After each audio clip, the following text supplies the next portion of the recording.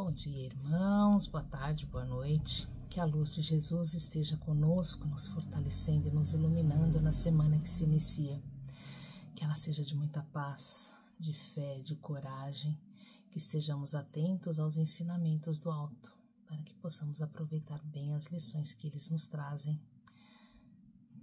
Que assim seja, graças a Deus. E o nosso livro de estudo hoje é o Vinha de Luz, psicografado por Francisco Cândido Xavier, pelo Espírito Emmanuel. E o capítulo é o número 166, chama-se Respostas do Alto. Começa com o Evangelho de Lucas, no capítulo 11, versículo 11, que diz: E qual pai dentre vós, que se o filho lhe pedir pão, lhe dará uma pedra? E já começa aí a nossa reflexão.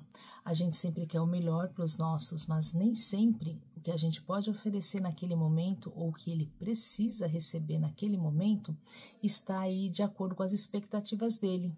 Às vezes os filhos pedem algumas coisas muito fora de contexto, que a gente sabe que vai fazer mal e a gente nega.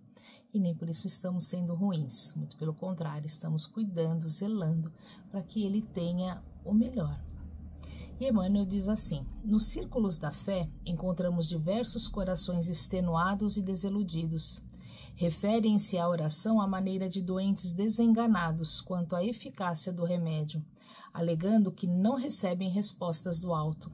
E às vezes a gente reza pedindo umas coisas até meio absurdas e a gente fica lá, poxa, mas por que Deus não me responde? Por que Deus não me dá o que eu estou precisando? É que assim como crianças a gente pede as coisas que nem sempre são as melhores para nós. E Deus, como Pai atento, vai dar exatamente o que a gente precisa. Entretanto, a meditação mais profunda lhes conferiria a mais elevada noção dos desígnios divinos, entendendo, enfim, que o Senhor jamais oferece pedras ao filho que lhe pede pão. Nem sempre é possível compreender de pronto a resposta celeste em nosso caminho de luta. No entanto, nunca é demais refletir para perceber com sabedoria. Em muitas ocasiões, a contrariedade amarga é aviso benéfico e a doença é recurso de salvação. E a gente não enxerga assim as dificuldades da vida, parece que elas são sempre um peso e são sempre prejudiciais. Mas um exemplo muito claro e muito bom para isso é quando a gente perde o ônibus ou quando a gente perde um avião, uma coisa que esteja marcada, e a gente fica muito bravo, muito revoltado, porque não podia ser assim, e a gente lá adiante percebe que às vezes teve um acidente no caminho, às vezes alguém que estava próximo de nós ia precisar da nossa presença ali e a gente perdendo aquele horário pode estar ao lado. Então a gente precisa prestar atenção nessas respostas. Não poucas vezes as flores da compaixão do Cristo visitam a criatura em forma de espinhos.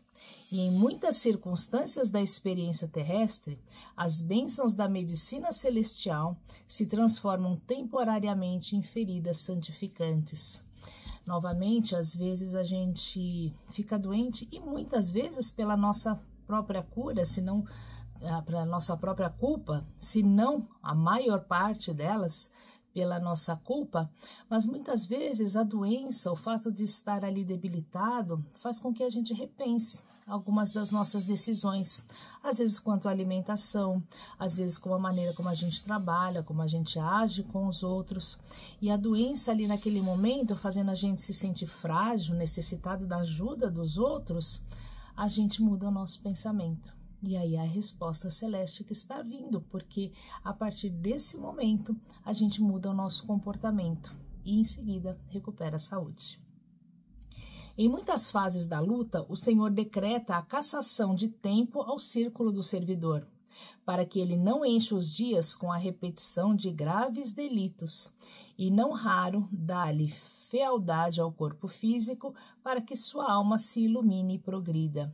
Ainda nos perdemos muito na vaidade, então às vezes a gente tem aí alguma deficiência, algum olho torto, alguma coisa errada com o nosso físico, que faz com que a gente se sinta mal, que faz com que as pessoas não nos vejam com bondade, e a gente aprende a humildade. E aqueles que ficam julgando os defeitos e classificando os defeitos dos outros, em algum momento vão sofrer nesse tipo de provação, para que eles possam entender que não interessa os nossos defeitos físicos, nós somos filhos de Deus, temos muito a doar e isso são passageiros.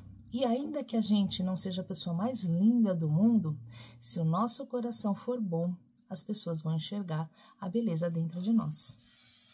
Se a paternidade terrena, imperfeita e deficiente, vela em favor dos filhos, que dizer da paternidade de Deus, que sustenta o universo ao preço do inesgotável amor?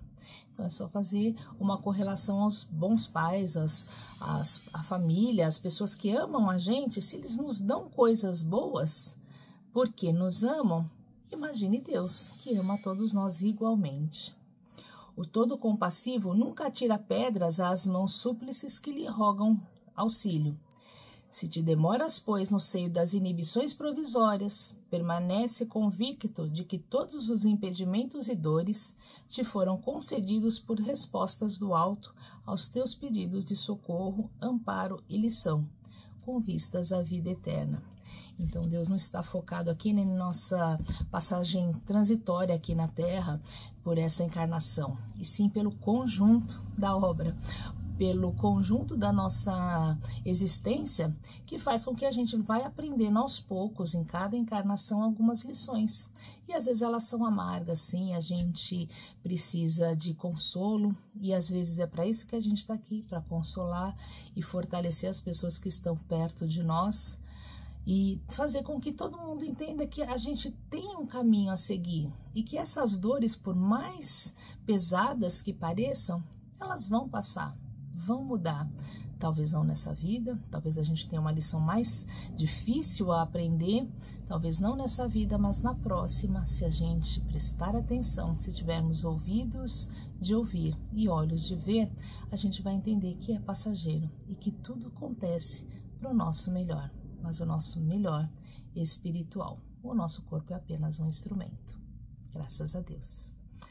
E a gente aproveita para fazer as nossas vibrações, mandando luz, paz e equilíbrio para esse mundo tão conturbado que estamos vivendo, que haja entendimento, que haja paz, que haja saúde, alimento, fortalecimento para todos aqueles que sofrem, que nós possamos abraçar com muita fé, com muito amor, aqueles que se encontram nas ruas, nos presídios, nos asilos, nos orfanatos, por aqueles que se perderam em todo tipo de vício, que todos eles recebam o nosso abraço de compreensão, de fortalecimento e de fé, para que possam sair das suas dificuldades.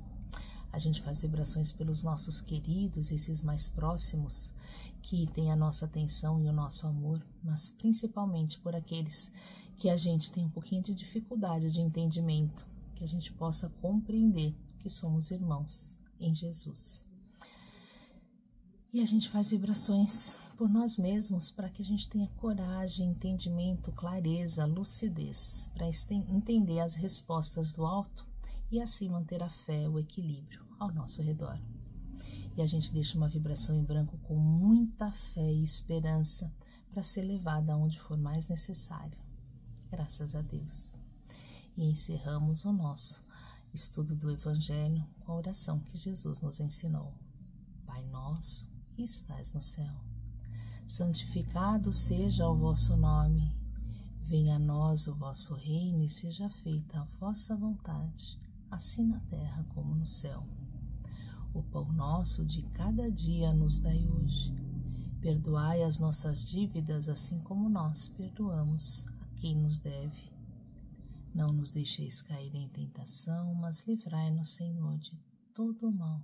Que assim seja. Graças a Deus. Que a semana comece iluminada, cheia de luz, de fé e de paz, e que a gente compreenda as respostas do caminho. Graças a Deus.